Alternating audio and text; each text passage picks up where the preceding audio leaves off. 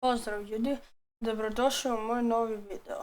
U današnjem videu ću vam pokazati kako možete da promijenite svoju pozadinu na Windowsu. Ja nemam pojma koji je moj Windows baš, ali valjda možete na bilo kom to uraditi.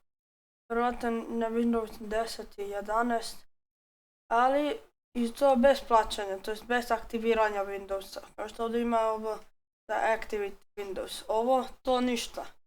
Sad, oni koji su pokušali da naprave pozadinu, to je da promene kako će da im izgleda pozadina, često se dešavalo da se pojavi kao da moraju da aktiviraju to. Sad, pokazat ću vam način kako da promenite pozadinu bez aktiviranja.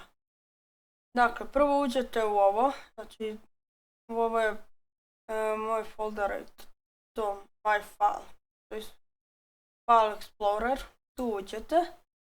Sad, ako želite da promijenite neku sliku, promijenite vašu sliku, ja ću mu primjer uzeti ovu sliku i karbusa, ovog.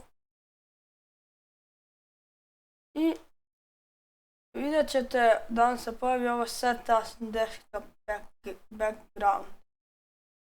I kada imate bilo koju sliku, onda uzete tu. Ako hoćete, naprimjer, možete da samo skinete sliku sa Google i onda imate, to je Set as Desktop Background.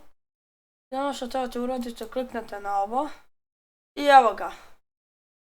Promijenila mi se slika u iCarbusa.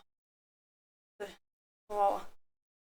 I eto, to je bilo to za današnji video, a ako vam se svidio, obavezno lajkujte i subscribeujte se za ovaj kanal, a mi se vidimo u sljedećem. Pozdrav!